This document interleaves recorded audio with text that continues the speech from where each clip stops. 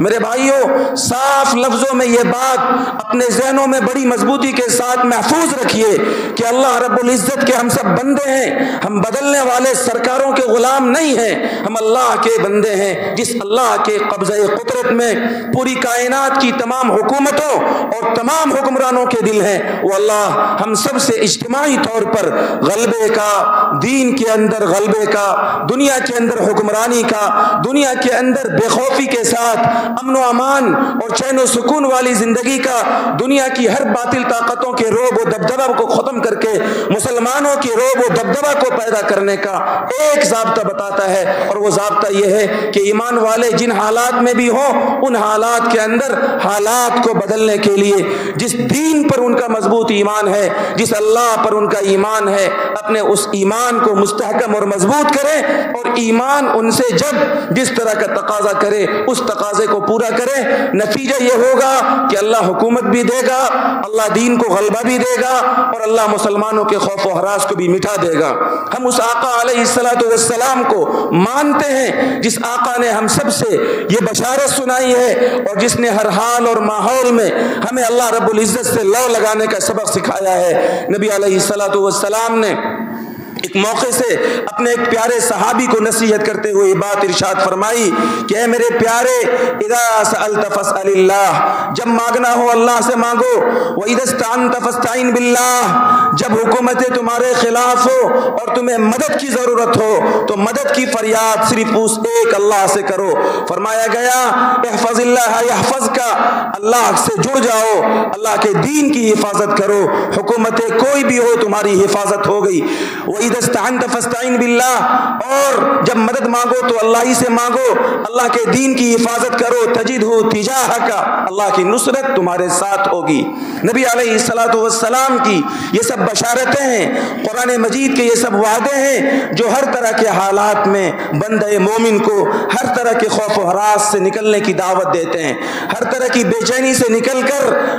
پورے حوصلے کے ساتھ زندگی گزارنے کا حوصلہ سکھاتے ہیں۔ اس لیے موجودہ وقت میں ہم سب کو مستقل کئی ہفتوں سے آپ کے سامنے یہ پیغام بار بار دوہرا کر عرض کر کے سنایا جا رہا ہے کہ اللہ رب العزت نے جو ہم سب کا خالق و مالک ہیں، ہمیں ہر مخالف حالات اور ماحول میں پورے حوصلے کے ساتھ زندگی گزارنے کا سبق سکھلایا ہے۔ قرآن مجید کی اس آیت میں جہاں اللہ نے مسلمانوں کے لیے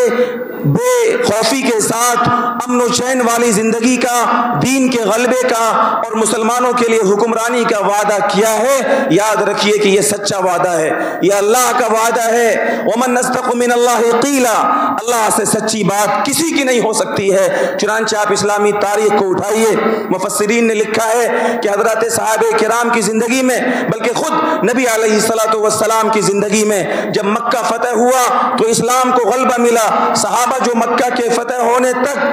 ہر وقت اپنے بدنوں پر اور اپنے جسموں پر ہر وقت ہتھیار کو لگا کر رکھتے تھے کہ کس وقت دشمن حملہ کر دے، ہر وقت انہیں دشمن کا اندیشہ ہوتا تھا۔ مکہ کی 13 سالہ زندگی اور پھر مدینے کے اندر ہجرت کے بعد مسلسل فتح مکہ تک یہی صورتحال رہی کہ مسلمان خوف و ہراس کی زندگی گزارتے رہے، لیکن جب مکہ فتح ہوا تو اللہ رب العزت نے مسلمانوں کو امن عطا فرمایا، مسلمانوں کو حکمرانی عطا فرمائی، دین کو اللہ رب العزت نے غلبہ عطا فرمایا۔ پھر مفسرین نے لکھا کہ بعد کے زمانے میں خلافت راشدہ میں سیدنا حضرت ابو بکر، عمر، عثمان و علی رضی اللہ تعالی عنہم اجمعین کے زمانے میں یہ غلبے کا وعدہ اور بھی کمال تک پہنچا جب مشرق و مغرب کے اندر اسلام کو غلبہ ملا اور دین کو سربلندی ملی۔ علامہ ابن کثیر رحمۃ اللہ علیہ نے تفسیر ابن کثیر میں جناب رسول اللہ صلی اللہ علیہ وسلم کے زمانے سے لے کر خلافت عثمانیہ تک کے زمانے تک کے مختلف حکمرانوں کے وعدے لکھے اور ان کی کامیابی اور ان کی فتوحات کی تاریخیں لکھی کہ مسلمانوں میں اجتماعی طور پر جب اللہ رب العزت کے دین سے تعلق مضبوط رہا تو اللہ رب العزت نے انہیں ہر طرح کا غلبہ عطا فرمایا اور انہیں ہر طرح کی نصرت عطا فرمائی۔ قرآن مجید کا یہ وعدہ، قرآن مجید کی یہ بشارت بشارت، قرآن مجید کی یہ خوشخبری آج بھی ہم سب کے لیے محفوظ ہے۔ انفرادی زندگی میں سکون کے لیے اللہ کے دین سے جڑیے، اور اجتماعی طور پر مسلمانوں کے مشکل حالات کو اور مسلمانوں کے مشکل مسائل کو حل کرنے کے لیے ہر طرح کی باطل طاقتوں کے سامنے سینہ سپر ہو کر پورے حوصلے کے ساتھ زندگی گزارنے کے لیے قرآن مجید نے بھی یہی بات بتائی ہے کہ آپ مشکل حالات میں اللہ کی شریعت سے اپنے تعلق کو استوار کیجئے۔ اور یاد رکھیے، جب تعلق شریعت سے استوار کرنے کی بات ہوتی ہے تو اس کا مطلب صرف یہ نہیں ہے کہ آپ مسجدوں میں 5 وقتہ نماز پڑھیے،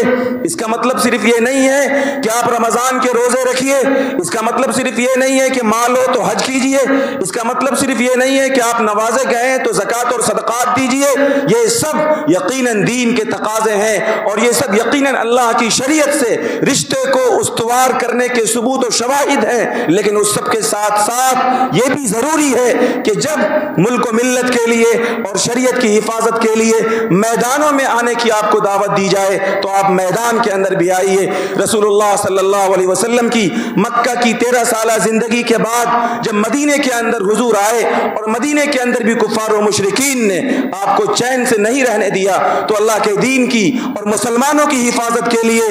نبی پاک علیہ الصلوۃ والسلام ہر طرح کے وعدوں اور ہر طرح کی نصرت اور مدد کی بشارتوں کے باوجود، ہماری تاریخ بتاتی ہے کہ حضور بدر کے میدان میں آئے، حضور احد کے میدان میں آئے، اور سن 4 یا 5 ہجری میں جب مکہ کے کفار و مشرکین تمام اسلام مخالف طاقتوں کو، یہود و نصارہ اور منافقین کو لے کر 15,000 کے مضبوط لشکر جرار کو لے کر مدینے کی اینٹ سے اینٹ بجانے کے لیے سن 4 یا 5 ہجری کے اندر آئے، تو حضور پاک علیہ الصلوۃ والسلام نے مدینے کے اندر جبکہ سردی کا زمانہ تھا، اپنے کمزور وسائل والے صحابہ کرام کو جو تعداد میں تھوڑے تھے 3,000 کے معمولی لشکر کے ساتھ اس 15,000 کے لشکر کے مقابلے کے لیے غزوہ خندق کے موقع سے میدان میں کھڑا کیا۔ اور ایک وقت وہ بھی آیا جب لشکر کا حملہ اور کفار و مشرکین کا حملہ اور ان کے تیر اندازوں کی طرف سے بڑی مضبوطی کے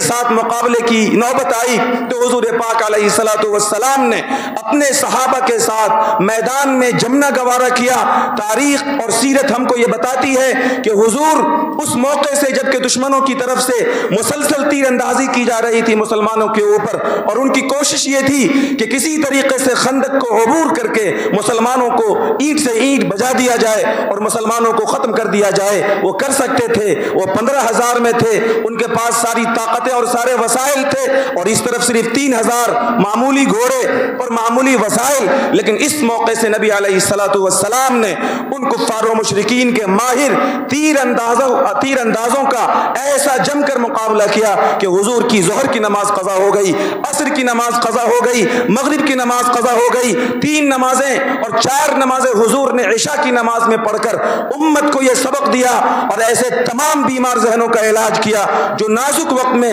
جبکہ ضرورت ہو شریعت اور اسلام کی حفاظت کے لیے میدانوں میں آنے کا، لوگ اگر یہ سمجھیں کہ آج ہم اپنے مسجدوں میں محفوظ رہ جائیں گے، ہم اپنے خانقاہوں میں اور مدرسوں میں اور اپنے گھروں میں اور اپنے محلوں میں محفوظ ہو جائیں گے، ہمیں میدان میں آنے کی کیا ضرورت؟ تو نبی علیہ الصلوۃ والسلام نے ایسے تمام لوگوں کو اپنی سیرت کے ذریعے سے یہ پیغام دیا ہے کہ دیکھو محمد رسول اللہ کی سیرت کو، جس نبی نے مدینہ منورہ کی مسجد نبوی میں ایک نماز کے ثواب 50,000 نماز کے برابر بتایا ہے، جس نبی نے مدینہ کی مسجد نبوی کو اسلام کا مرکز اور مدینہ کو اسلام کا مرکز بنایا، جب ضرورت آئی تو مرکز سے باہر نکل کر، اس مسجد سے باہر نکل کر میدان میں آ کر حضور پاک علیہ الصلوۃ والسلام نے اپنے 3,000 صحابہ کے ساتھ 15,000 دشمن جرار کا ایسا مضبوطی کے ساتھ مقابلہ کیا کہ جس مقابلے کے بعد اور جس مقابلے کے بارے میں خود قرآن مجید نے کہا اذ زاغت الابصار وبلغت القلوب الحناجر،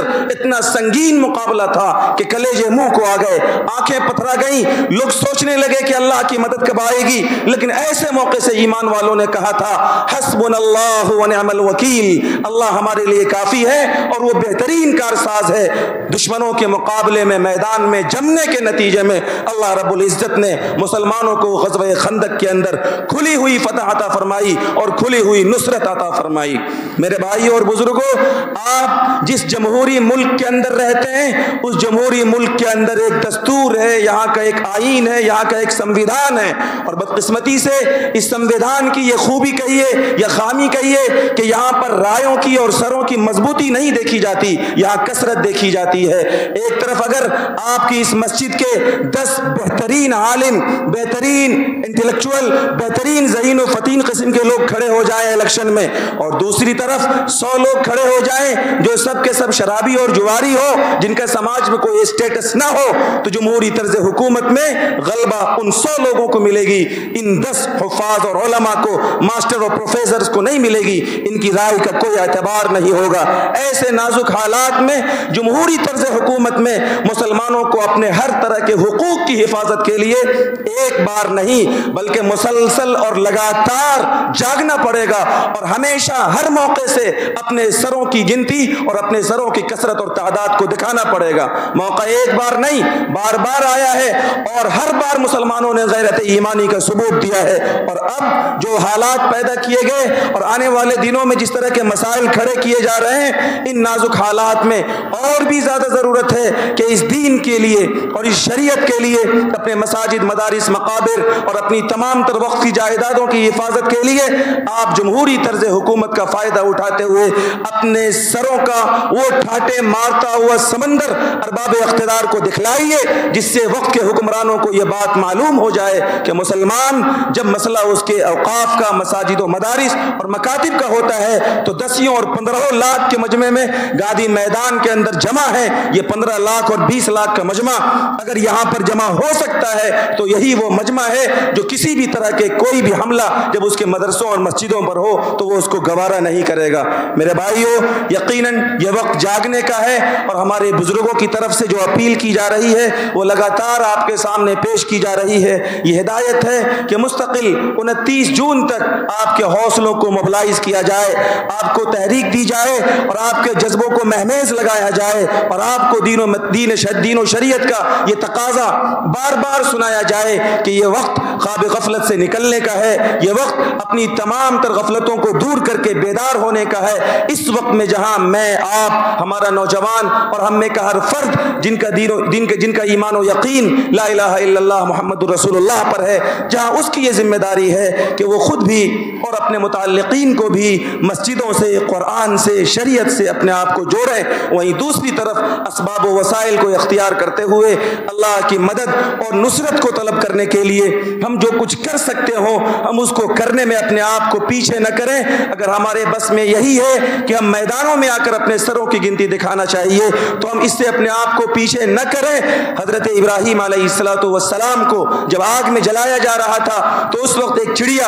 अपनी चोंच में पानी लेकर उस आग को बुझाने के लिए आ रही थी। किसी ने पूछा कि तुम्हारी चोंच के उस मामूली पानी से ये खतरनाक आग कैसे बुझेगी? उसने अपने ज़बान हाल से ये बात कही कि मैं जानती हूं कि मेरी चोंच के इस पानी से इब्राहीम को जलाने वाली आग नहीं बुझ सकती है, लेकिन मैं इसलिए पानी लेकर जा रही हूं ताकि कल महशर में अल्लाह रब्बुल इज्जत के यहाँ मेरा शुमार इब्राहीम के लिए जलाई गई आग को बुझाने वालों में हो, आग को भड़काने वालों में न हो। आपको और हमको अंदाजा है कि जो कोशिशें उधर से और मुखालिफ ताकतों की तरफ से की जा रही है वो मजबूत पॉलिसी के साथ की जा रही है। हम और आपको ये लगता होगा कि हमारी इन कोशिशों से क्या होगा, तो आपसे हम सवाल करेंगे कि क्या फिर हम हाथ पर हाथ धर के बैठ जाएं? क्या हम अपनी बारी का इंतजार करें? क्या हम अपने मस्जिदों पर बुलडोजर चलने का खामोश तमाशाई बनकर देखते रहे मंजर? नहीं मेरे भाइयों, अपने हिस्से का जो काम है वो हम सबको करके देना है। और यकीन रखिए जब मुसलमान अपने हिस्से का काम करके देते हैं तो अल्लाह ताला की नुसरत उनके साथ होती है। अल्लाह की नुसरत और अल्लाह की ताकत पर यकीन के साथ करने का और बस में जो काम है हम सबको करना चाहिए। और इंशाअल्लाह हम सब इस आबादी से बड़ी तादाद के अंदर 29 जून को गादी मैदान पहुंचे।